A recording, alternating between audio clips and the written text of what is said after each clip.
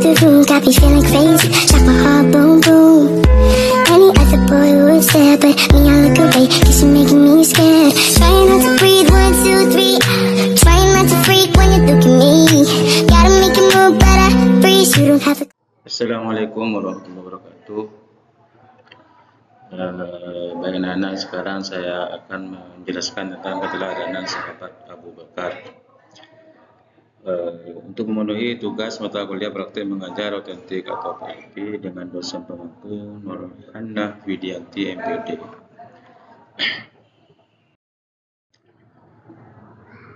Yang pertama itu biografi singkat Abu Bakar As-Siddiq.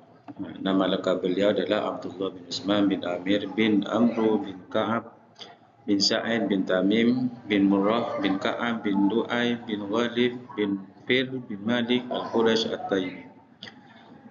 Kemudian gelar-gelar beliau adalah Atiq dan As-Siddiq. Kemudian asal-usul panggilan Abu Bakar.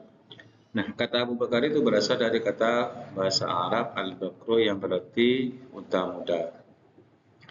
Karena dalam tradisi Arab itu panggilan Bakran menunjukkan seorang yang terpandang dan terhormat.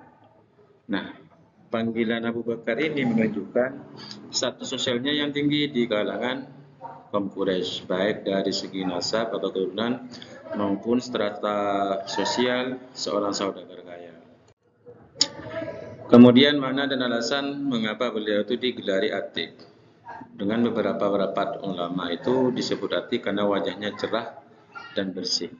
Disebut Atiq karena garis keturunannya itu bersih dan tanpa cacat. Nah, makna dan alasan pemberian untuk yang gelar As-Siddiq, pertama, sebelum masuk Islam, beliau itu dikenal seorang yang jujur dan dapat dipercaya oleh kaum Quraisy. Kedua, beliaulah yang membenarkan peristiwa Isra dan Mi'raj tanpa ragu, meskipun yang lain itu menganggap ragu, kemudian meskipun mustahil oleh orang Quraisy.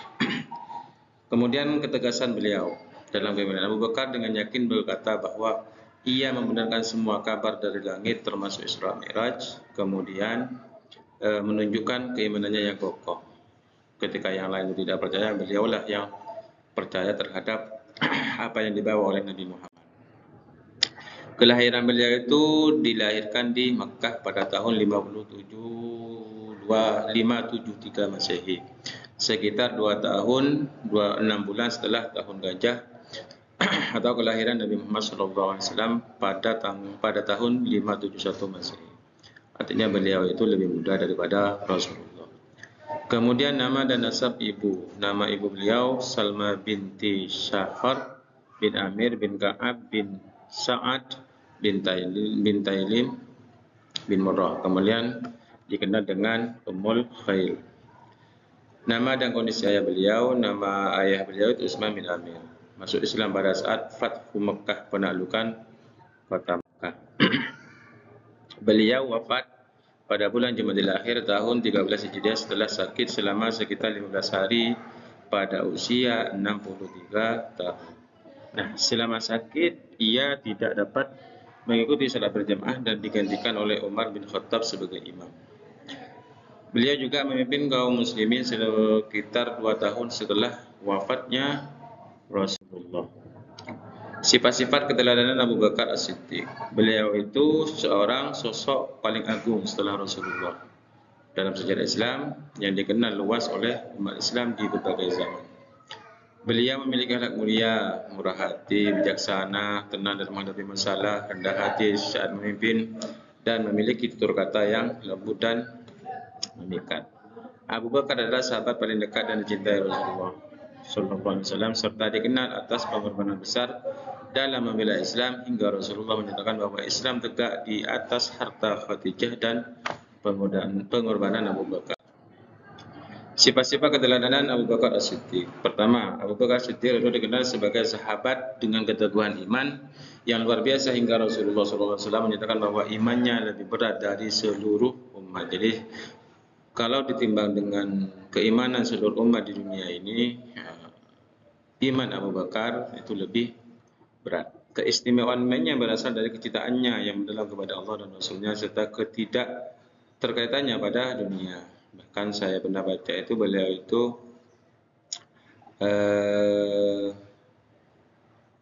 pernah berkata bahwa setelah tahu bahwa kenyang itu apa ya, beliau tidak makan. Kemudian beliau itu sangat takut akan hari perhitungan atau yaumul hisab, bahkan berharap menjadi makhluk sederhana yang tidak dihisab di akhirat. Setelah masuk Islam, beliau itu menginfakkan 40.000 dinar untuk sedekah dan memerdekakan budak. Dalam perang Tabuk, ia menyerahkan seluruh hartanya demi jihad di jalan Allah tanpa menyisakan apapun untuk keluarganya. Ketika ditanya oleh Rasulullah tentang apa yang ditinggalkan untuk keluarganya, Abu Bakar dengan yakin menjawab bahwa ia meninggalkan Allah dan Rasulnya. Kemudian sekarang keutamaan beliau. Umar bin Khattab berniat mengungguli Abu Bakar dalam bersedekahnya dengan menyumbangkan setengah dari hartanya. Akan tetapi Abu Bakar itu datang membawa seluruh hartanya dan menjawab bahwa ia meninggalkan Allah dan Rasulnya untuk keluarganya. Umar mengakui dengan jujur bahwa dirinya tidak akan pernah bisa mengungguli Abu Bakar dalam hal kebaikan. Antara Rasulullah dan beliau, Nabi Muhammad SAW menyebut Abu Bakar dan Umar sebagai pemimpin para penghuni surga dari kalangan orang dewasa selain para Nabi dan Rasul. Rasulullah juga memerintahkan agar semua pintu ke masjid ditutup kecuali pintu milik Abu Bakar sebagai bentuk penghormatan khusus kepadanya. Abu Bakar pun menunjukkan kedalaman ilmunya ketika menangis saat Rasulullah menyampaikan isyarat wafatnya, dan Nabi pun menegaskan bahwa tidak ada sahabat yang lebih berjasa kepadanya selain Abu Bakar. Rasulullah pun mengisyaratkan bahwa Abu Bakar memiliki kedudukan istimewa sebagai sahabat terdekat yang paling banyak berjasa secara emosional dan materi.